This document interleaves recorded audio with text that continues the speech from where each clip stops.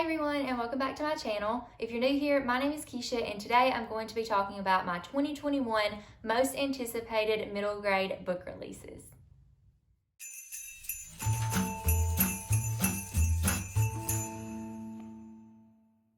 So I have decided that instead of doing one huge video of my anticipated releases for 2021, that I'm going to break it up into two videos. This one will be my middle grade anticipated releases, and then my next video will be young adult and adult. Now I did this because I have been really into middle grade this last year. As a children's librarian, I've gotten even more into middle grade, and so I have 12 books on my list today of middle grade releases that I'm anticipating. And so I was like, 12 is kind of a lot, plus the ones that aren't middle grade, so I decided to split the videos up. Also, I want to go ahead and apologize in advance if the lighting is weird in this video, or if you hear my dog squeaking balls in the background. I'm going to try to eliminate all of that, and there she goes as I say it.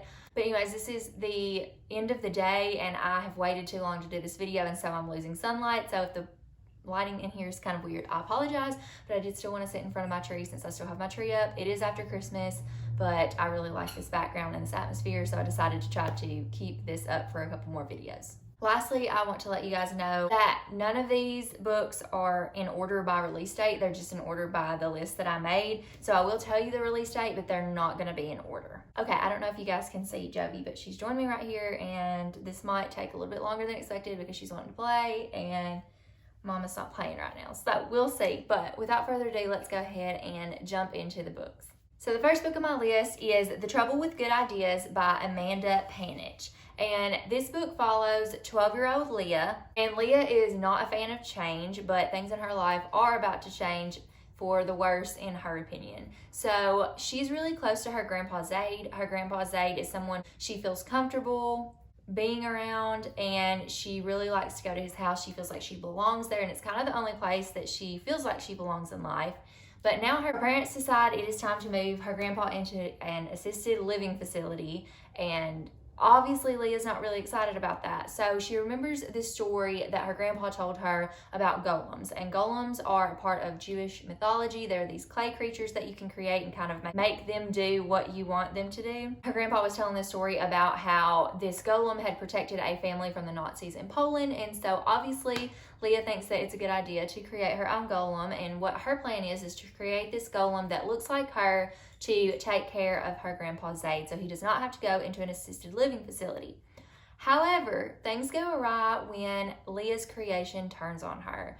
So this book just sounded really interesting. I really don't know where I heard about it from. I was looking up most of these books. I either heard from other people, which I think that was mostly just 2 or 3, or they were sequels, or I looked up. A lot of these came from bookreleases.com or different people's blogs that I just looked up, like on Google, 2021 middle grade book releases, and so that's where most of these came from. But anyways, I saw this one around and it sounded really good, so I knew I had to add it to my list.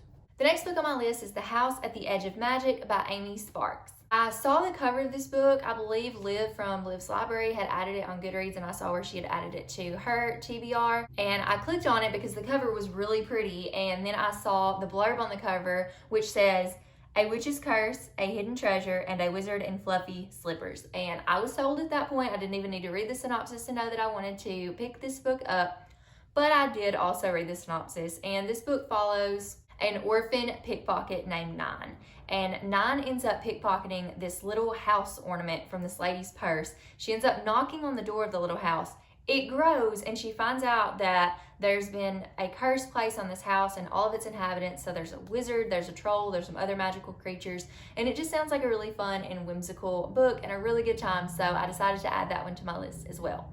The next book on my list is Alone by Megan E. Freeman, and I'm really excited about this book because it reminds me a lot of Hatchet by Gary Paulson.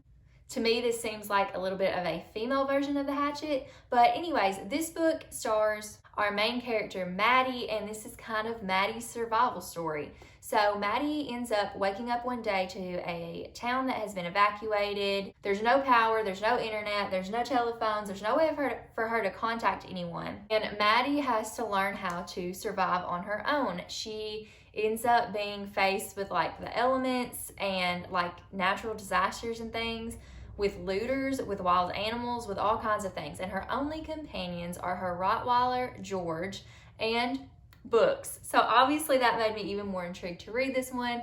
I'm really excited about it. It sounds really good, and like I said, it does remind me a lot of Hatchet by Gary Paulson, and I'm hoping it kind of has similar vibes, but maybe in a more modernized text, because Gary Paulson, when he wrote, I read that book in middle school, I believe. It was probably back in like the early 2000s. And when I read the book, I enjoyed it, but I wasn't crazy about the writing, so I'm hoping that this one will be like a more modernized writing, and I'm really excited to read this one. The next book on my list is The Nightmare Thief by Nicole Lesperance. So this story follows Marin, and Marin works in her family's magic dream shop, and there's only one rule. You cannot give people dreams without their consent. This is all fine until Marin's sister Hallie ends up in a tragic accident, leaving her in a coma. And Marin thinks that she can cure Hallie if she can give her certain dreams. Well, it actually turns out that there's a customer who has been following Marin around, and this customer ends up seeing Marin breaking the number one rule and decides to blackmail her into creating nightmares and wreaking havoc on the town. So now Marin has a choice to make. She can either save her family or she can save the town from her family's magic. This just sounds like a really cool story, and a story of obviously like a lot of tension there with trying to decide between those two very important things. I'm really excited about it. It sounds super interesting. The next book on my list is The OK Witch and the Hungry Shadow by Emma Steinkellner. So you might have remember me mentioning The OK Witch by Emma Steinkellner that I read a couple of months ago, and I absolutely loved it. It's a graphic novel, and apparently it's a series because there's a second one coming out. And it gave me all the cozy, Halloween, witchy, perfect vibes. It reminded me a little bit of Halloween Town, and there's like elements of the Salem witch trial in there. It stars our main character, Moth, and Moth is kind of different. She gets picked on at school for being different, and turns out she's always wanted to be a witch, but she actually is part of a lineage of witches that were persecuted, and it's just a really cute story. I don't want to say too much, but this is going to be the second book in that series, so I'm really excited about this one. I hope that it's as good as the first one, but you never can tell with second books or other books in the series. Usually the first one's always the best, but I am still really excited about this one nonetheless. Next on my list is Dark Waters by Katherine Arden. So Katherine Arden wrote The Bear and the Nightingale, which I had planned to read last month, but I didn't because I just didn't feel it. Like, I wasn't in the right mood to read a fantasy novel, and so I set it aside. But she also wrote Small Spaces, and this Dark Waters is the third book in the Small Spaces trilogy, or actually it's not a trilogy, it's a series because there's going to be more than 3 books. And so I read Small Spaces back around Halloween, and I really enjoyed it. It spooked me. Like, a middle grade book spooked me. So that's neither here nor there, but I really loved the book, and I plan on reading Dead Voices in January because it's set in a more wintry scene following the same characters. These characters are Ollie, Brian, and Coco, and they are just this really crazy mixed match bunch of kids, and I absolutely love the dynamic that they have together. And in Dark Waters, this story is going to take place on a lake. There's going to be a lake monster, a deserted island, and I think the island is actually hidden by fog, so like no one can get to the island. These books are just great. They're great horror novels for middle grade, and I'm really excited to read the next one. The next book on my list is Delicates by Brenna Thummler. This is the second book in the Sheets series. I read Sheets, I believe it was last year, and I thought it was an adorable book. It follows a girl named Marjorie, and Marjorie and her dad own a laundromat, and Marjorie's mom has passed away, leaving her dad really depressed, and Marjorie to run this laundromat by herself. And this guy ends up coming in, this like tycoon, and he wants to like tear down the laundromat and build this mall or something like that. I'm trying to remember. It's been like a year since I read it. But anyways, Marjorie ends up meeting a ghost named Wendell, and there's just a really cute story that follows. So this is the second book in that series, and now Marjorie ends up being a popular kid at school, but she's kind of fighting with that, and then fighting with the fact that she has Wendell as a friend, and he's a ghost, and she's like, I don't want to be made fun of for, you know, seeing dead people. So she's kind of having some conflict there, and then Wendell already feels invisible as a ghost, and Marjorie is kind of making him feel more so. And then we are introduced to a new character named Eliza, and Eliza feels invisible. She is a photographer, and she likes to photograph ghosts. So she is going to cross paths with Marjorie and Wendell, and there's going to be some interesting things play out there. This book talks about what it means to fit in, what it means to be invisible, and why it's so important for us to be or feel like we're seen. The next book on my list is The Gilded Girl by Alyssa Colman, and this says, any child can spark magic, but only the elite are allowed to kindle it. So this story follows 12-year-old Emma, and Emma comes from a wealthy family, but her father has passed away recently, and now she has a debt to pay off to this school for practical magic that she attends in order to kindle her magic and hone her craft. And she ends up meeting Izzy, who is a servant girl at this school, and Izzy is determined that her magic will not be snuffed out just because she is not a part of the elite. So Emma and Izzy decide to make a pact together that if Izzy teaches Emma how to survive being a servant, then Emma will tell Izzy all that she knows about magic. This book is full of talking cats, which I feel like is a theme a lot of middle grade books nowadays, but in this book they're also known as house dragons. There are shy libraries, and there are also quizzes that literally pop. So this just sounds like a really cute, magical, fun, whimsical read. Like most of these books on my list, I just love middle grade, especially like the little magical ones. They're just adorable. So I'm really excited about this one. The next book on my list is Bridge of Souls by Victoria Schwab. This is the third book in the Cassidy Blake series, which I absolutely love, which is actually funny that I say that because I've only read City of Ghosts. I own Tunnel of Bones and was going to read it around Halloween and didn't get to it. So I think I just need to read it like not around spooky season. But I really love this series. So if you don't know, this series follows a girl named Cassidy Blake, and Cassidy can see ghosts. She had a near-death experience, and now she has this gift. She has a best friend that's a ghost named Jacob, and her parents, funnily enough, I don't know if funnily is a word, but we're going to say it's a word today. Her parents are actually ghost hunters, but they can't see ghosts, and they don't know that their daughter can see ghosts. So this is a really cool dynamic, and Cassidy ends up kind of finding out why she can see through the veil, or she's learning why she can see through the veil and what her purpose is with this gift. And this book starts out in Edinburgh, Scotland. And so what happens is her parents, since they're ghost hunters, they have been signed off for a television show where they get to travel around the world to the most haunted places in the world. And the first place that they visit is Edinburgh, Scotland. I love the setting of this book, and I love that there's actual history of Scotland and local ghost stories and legends that are included here. It's just a really cool story, and so I'm really excited to learn about the other places that Cassidy visits. In Tunnel of Bones, I believe she visits London or Paris, France. I don't know why I'm getting those confused. One of the two. And then in this next book, Bridge of Souls, she's going to visit New Orleans, which is super cool. The next book on my list is A Place to Hang the Moon by Kate Albus. This is a historical fiction book, and it's said to be great for fans of The War That Saved My Life, which I haven't read that one, but my friend Bree from Call Me After Coffee has read it and loved it. And so I knew that I also wanted to pick up that one, and I thought this one would be good too. So I added it to my list.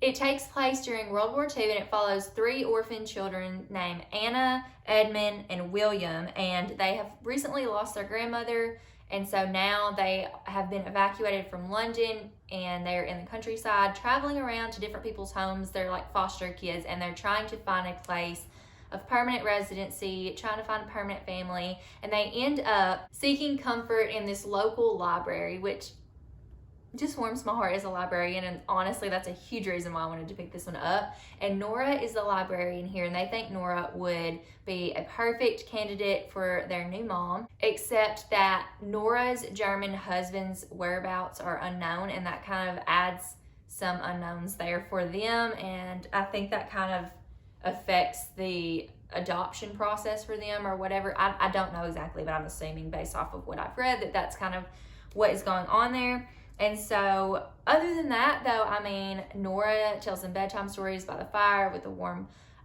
mug of milk tea, and that just sounds so cozy, and she just sounds like the perfect mom. She thinks all 3 of them hung the moon, so obviously that just makes for a great mom. So I feel like this is going to be a really great story. It's probably going to be heartbreaking too, but I think it's going to be really good seeing a librarian, and I know that's like not the point of the story, but I love that there's like a librarian there, and just having her take these kids in and love on them and become a family. I just think it's gonna be really great, and I'm really excited to get to that one. The next book on my list is The Hat Makers by Tamsin Merchant. I saw this book on Gavin from How to Train Your Gavin's video for his middle grade book releases. I will go ahead and link Gavin's video down below if you would like to check it out. But anyways, The Hat Makers follows Cordelia, and Cordelia is one of a long line of makers, and makers make things like coats and cloaks and hats and watches and boots and gloves, all from magical ingredients. So one day Cordelia's father goes out on a ship to get some more magical ingredients, but the ship is lost at sea and so is her father. She goes to her aunt and uncle, but they are no help, and now there is an ancient rivalry between the makers brewing in the family, and someone also appears to be using maker magic to start a war. So that just sounds like a really interesting book. It sounds magical, whimsical, all the words I've used for all of these other books, but it just sounds really good, and so I'm really excited to read this one also. And the final book on my list is The Mysterious Disappearance of Aiden S. by David Levithan. So I'm not sure if David Levithan has written any more middle grade books. I know he's written some young adults. I have read his series. I don't know if it's called Every Day, but the first book is Every Day, and it's Another Day and Someday, or vice versa. Anyways, the first book is Every Day. It was adapted into a movie, which was okay, but I love the book series. I've also read Dash and Lily's Book of Dares, which he wrote with Rachel Cohn, and I just love his writing style. So I was really excited to find out that he was coming out with a middle grade book. And so this story is about Aiden, and Aiden has disappeared for 6 days, and then he reappears, and he tells everybody what happened to him, but nobody believes him because it's impossible. What he's saying is literally impossible. So he has a brother named Lucas, and Lucas wants to believe him, but no one else does. And so Aiden kind of becomes an outcast because he's telling all these weird stories. Everybody at school thinks he's weird. And nobody really believes the story. They don't know. They think he's just making it up and saying, like, you know, he really ran away and he's just saying all this other stuff happened. So Lucas is kind of, his brother is kind of torn because he's like, how do you believe someone, or how do you believe in the impossible when everything and everybody is telling you not to? So I just think that sounds like a really cool story, and it's got a little mystery aspect. So I'm really excited to read that one. All right, guys, that is all the books that I have. I was trying to talk really fast, so I hope this comes out well. I have lost basically all of my lighting, so the quality of this video may very well just be terrible right now, but hopefully the content is good enough and you have found some middle grade reads that are coming out next year that interest you. I hope that you found something that sounds awesome and something that you want to read and something that you can add to your TBR. If you have any other middle grade recommendations for me, whether like you've read them and they've come out in years past and you want to drop those below, go ahead and let me know in the comments. Or if you know of any middle grade books that are coming out next year that I might be interested in, please let me know, because I'm all about middle grade right now. I just think the stories are fantastic. I love, especially like, obviously I feel like most of these are like this, but the whimsical stories, the magical stories, all of those little things. I do like some other ones, like obviously I had some historical fiction and some more realistic fiction, but I do love the magical stories. I got a few for Christmas that I'm really excited about that I will hopefully share with you guys in a Christmas book/bookish haul that I will hopefully be doing soon, if I can find time to do this during the daylight, because I'm very stubborn and like to wait till the last minute. Anyways, I hope that you guys enjoyed this video. If you liked this video, go ahead and hit the like button. If you'd like to see more videos from me, you can always hit subscribe and hit the bell icon to get notifications for any time that I post a new video. Thank you guys so much for watching, and I will see you in my next video. Bye!